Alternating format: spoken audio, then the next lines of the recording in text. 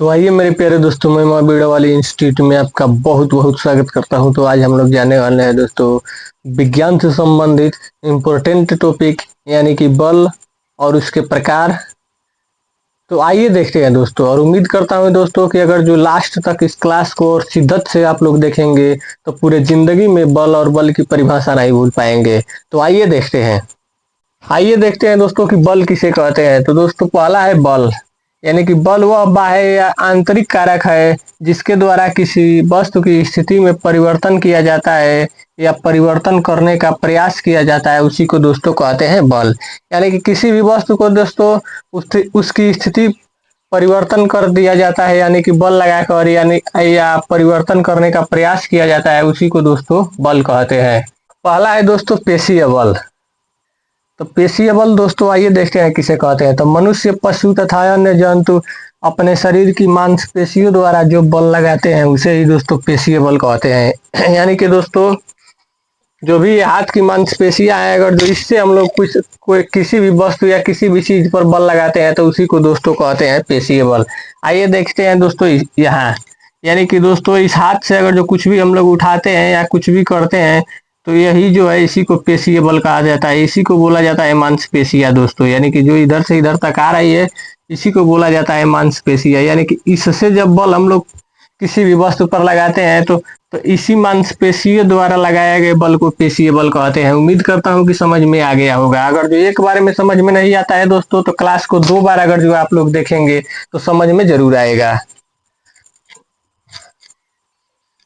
दूसरा है दोस्तों गुरुत्वीय बल, यानी कि वृक्ष से कोई फल गिरता है तो पृथ्वी पर गिरता है, अर्थात पृथ्वी अपने आसपास की वस्तुओं को अपने पास खींचता है, उसे गुरुत्वीय बल कहते हैं। यानी कि दोस्तों जब ऊपर किसी वस्तु को हम लोग फेंकते हैं तो वो वापस नीचे वापस आके गिर जाती है, यानी कि पृथ्वी जो है उस पर गुरुत्वीय बल लगाती है, इसीलिए वो नीचे आकर गिरता है। यानी कि पेड़ से आम भी नीचे गिरते हैं दोस्तों, तो पृथ्वी एक बल द्वारा आम को नीचे अपने तरफ खींचती है, उसी बल को दोस्तों कहते हैं गुरुत्वीय बल। तो आइए दोस्तों यहाँ देख लेते हैं। मान लीजिए कि दोस्तों ये आम का पेड़ है, तो एक आम यहाँ से नीचे गिरा तो नीचे की तरफ जो गिरता है यानी कि पृथ्वी पर जो गिरता है, यानी कि यहाँ से पृथ्वी एक बल लगाती है, उसी को दोस्तों कहते हैं गुरुत्वीय बल। यानी कि यहाँ से बल लगाकर इस आम को पृथ्वी नीचे की तरफ खींच रही है, इसीलिए नीचे गिर रहा है दोस्तों। तो यहीं पर जो बल लगाती है पृथ्वी, यानी कि यहाँ पर जो बल लग रहा है उसी को कहते हैं गुरुत्वीय बल। उम्मीद करता हूँ कि समझ में आ गया होगा। अगला है दोस्तों घर्षण बल। जब कोई वस्तु दूसरी वस्तु पर खिसकाई जाती है या लुढ़काई जाती है तो जो बल वस्तु को खिसकने या लुढ़कने का विरोध करती है उसे घर्षण बल कहते हैं। यानी कि दोस्तों किसी भी वस्तु के ऊपर एक वस्तु रख लीजिए, या पृथ्वी के ऊपर ही एक वस्तु रख लीजिए और ऊपर से इसको खिसकाना अगर जो चालू करेंगे दोस्तों तो यहाँ पर खिसकने का एक विरोध करेगा नीचे वाला जो वस्तु होगा या पृथ्वी होगा, तो यहाँ पर एक बल काम करेगा दोस्तों, यानी कि खिसकाने का विरोध करेगा। तो इसी बल को दोस्तों कहते हैं घर्षण बल। उम्मीद यानी कि कभी दोस्तों मान लीजिए कि पृथ्वी पर अगर जो आप लोग साइकिल यहाँ पे चला रहे हैं तो पहिए के नीचे जो बल कार्य करता है उसको चलने का विरोध करता है, तो यानी कि नीचे जो यहाँ पर बल जो लगता है दोस्तों उसी को बोलते हैं घर्षण बल। अगला है दोस्तों प्रत्यास्थ बल। जब किसी वस्तु पर बाह्य बल लगाया जाता है तो उसका आकार में परिवर्तन हो जाता है तथा बल हटाने पर पुनः अपनी वह अवस्था में आ जाती है, उसे प्रत्यास्थ बल कहते हैं। यानी कि किसी भी वस्तु पर दोस्तों जब हम बल लगाकर उसके अवस्था में परिवर्तन कर देते हैं और फिर अगर जो हम अपना बल हटाते हैं तो फिर वह पुनः अपने अवस्था में आ जाती है, उसी को बोलते हैं दोस्तों प्रत्यास्थ बल। यानी कि दोस्तों रबड़ को अगर जो बल लगाकर हम लोग ऐसे खींचते हैं और फिर दोनों तरफ से बल अगर जो हटा लेते हैं तो फिर पुनः अपनी अवस्था में आ जाती है, वहीं पर उसी पर होता है दोस्तों प्रत्यास्थ बल, यानी कि वही कार्य करता है प्रत्यास्थ बल।